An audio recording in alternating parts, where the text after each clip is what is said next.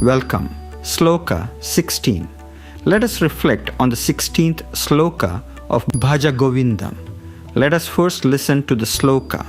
Agre Vahanihi Prishte Bhaanuh Ratrau Chubuka Samarpit Januh Karatala Bhikshaha Tarutala Vasaha Tadapina Muncha Tyasha Pashaha. The 16th Sloka presents one of the most striking lessons in the entire Bhaja Govindam. Adi Shankaracharya describes the life of a renunciate. He paints a vivid picture. The ascetic warms himself with a small fire in front while the sun shines upon his back. He has no comfortable home. He sleeps with his chin resting upon his knees. He begs for food with his outstretched hands. He lives beneath the shelter of trees instead of beneath a roof. From the outside, such a person appears to have renounced everything. No wealth, no possessions, no luxury, no worldly comforts. Many people would naturally conclude that such a person must already be spiritually liberated. But then comes the most important part of the verse. Shankaracharya tells us that even such extreme renunciation is not enough if the mind continues to cling to desires. This is a profound teaching.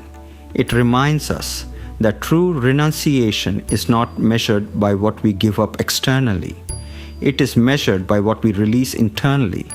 A person may own very little and still be consumed by jealousy, anger, pride, or endless desires.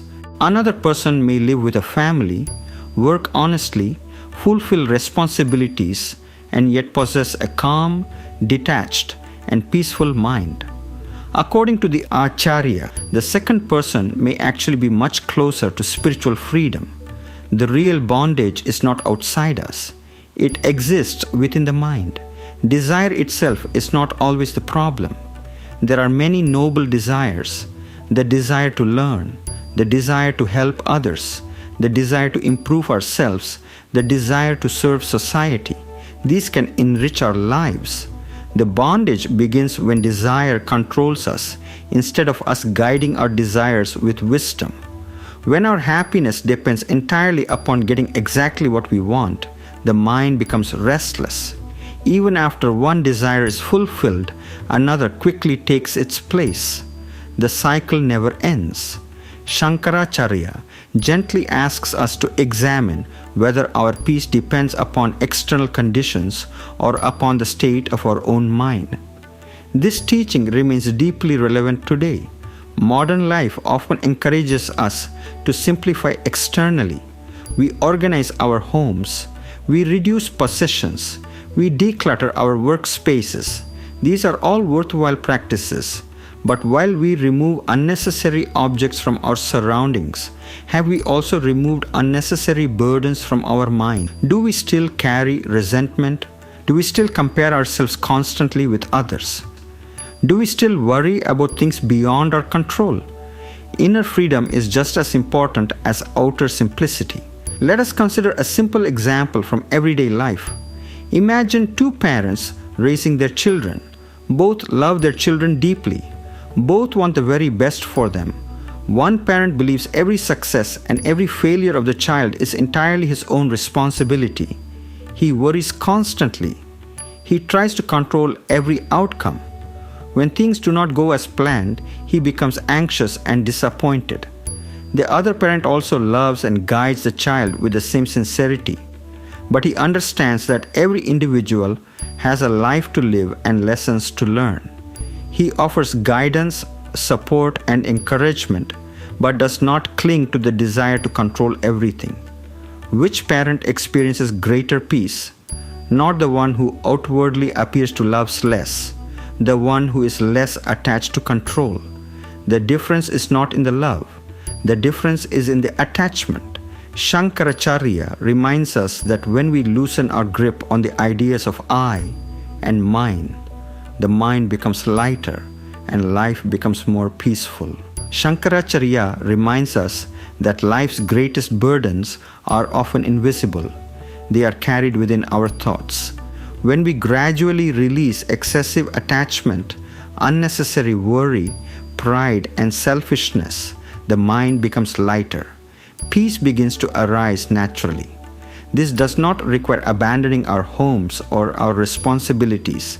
It simply requires changing our relationship with the things we possess. We may own possessions, but let us not allow possessions to own us. We may pursue success, but let us not sacrifice our inner peace in the process. We may fulfill every responsibility with sincerity while remembering that lasting happiness comes from the divine, not from external circumstances alone. As we conclude this reflection, let us carry with us the central message of the 16th Sloka. True renunciation is not merely giving up possessions. It is letting go of the attachments that disturb the mind. When the heart becomes free from unnecessary bondage, it naturally discovers the peace that has always been present within.